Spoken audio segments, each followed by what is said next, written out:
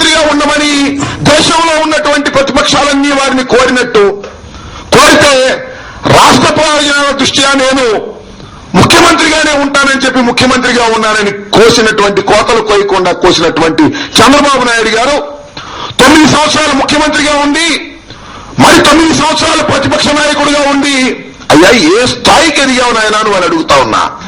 చివరికి బజారు ముక్కలు రాళ్లు విసిరే స్థాయికి, ఆ బజారు ముక్కలకు నాయకత్వం వహించే స్థాయికి అయ్యా చంద్రబాబు నాయుడు గారు మీరు ఎదిగినందుకు తెలుగు ప్రజలు గర్వపడాలో బాధపడాలో ఆలోచించుకోవాల్సినటువంటి పరిస్థితి ఏర్పడింది. ఇవాళ చంద్రబాబు నాయుడు గారు హైటెక్ ముఖ్యమంత్రి అని, చంద్రబాబు నాయుడు గారు బ్రహ్మాండంగా పరిపాలన చేశారని తెలుగుదేశం వారు చెప్పి సంతోషపడుతూ ఉన్నారు. నేను అడుగుతా ఉన్నా, ఇవాళ బజారు మూకల స్థాయికి, బజారు రౌడీల స్థాయికి దిగజారిపోయినటువంటి చంద్రబాబు నాయుడు గారి ఫోటోలను ఇవాళ అల్లరి మూకలు, విధ్వంసకాండ చేసేటటువంటి వ్యక్తులు, బజారు రౌడీలు ఫోటోలు పెట్టుకొని పూజించుకునే స్థాయికి నువ్వు ఎదిగిపోయినందుకు అయ్యా తెలుగుదేశం కార్యకర్తలారా మీరు గర్వపడతారో సిగ్గుపడతారో ఒక్కసారి ఆలోచించుకోమని మనం చేస్తున్నా. చంద్రబాబు నాయుడు గారికి కూడా చెప్తున్నా, మీరు ఒక్కసారి ఆత్మవిమర్శ చేసుకోండి. ఈ రాష్ట్రానికి ముఖ్యమంత్రిగా చేసినటువంటి పెద్ద మనిషివి, దురదృష్టమో అదృష్టమో ప్రజల దురదృష్టమో చేశావు.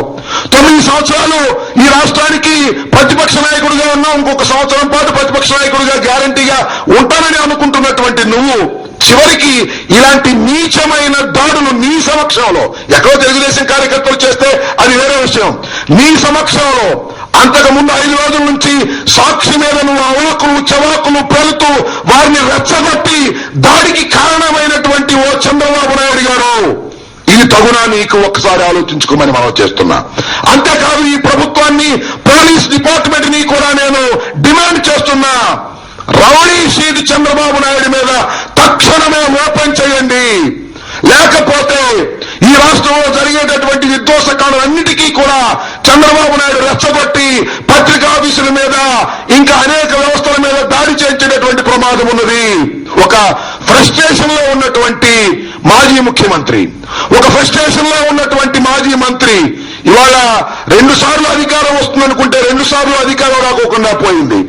3వ కూడా వచ్చేటటువంటి అవకాశం లేక ఫ్రస్ట్రేషన్ లో ఉన్నటువంటి చంద్రబాబు నాయుడు గారు చివరికి ఇలాంటి దిగజారుడు కార్యక్రమాలకు కూడా దిగజారిపోతున్నటువంటి ఈ దశలో తక్షణమే ఆయన మీద రౌడీ షీట్ ఓపెన్ చేసి యాక్షన్ తీసుకోకపోయినట్లయితే ఈ రాష్ట్రంలో అనేకమైనటువంటి ఇలాంటి కార్యక్రమాలకు తెలుగుదేశం కార్యకర్తలు అలాగే తెలుగుదేశం నాయకులు కూడా పాల్పడేటటువంటి అవకాశం ఉన్నది, ప్రమాదం ఉన్నది. కాబట్టి ప్రభుత్వము, పోలీసు వ్యవస్థ తక్షణమే జోక్యం చేసుకొని ఆయన మీద రౌడీ షీటు ఓపెన్ చేయవలసిందిగా మీడియా ద్వారా ప్రభుత్వాన్ని, పోలీసు వ్యవస్థని కూడా డిమాండ్ చేస్తున్నాను.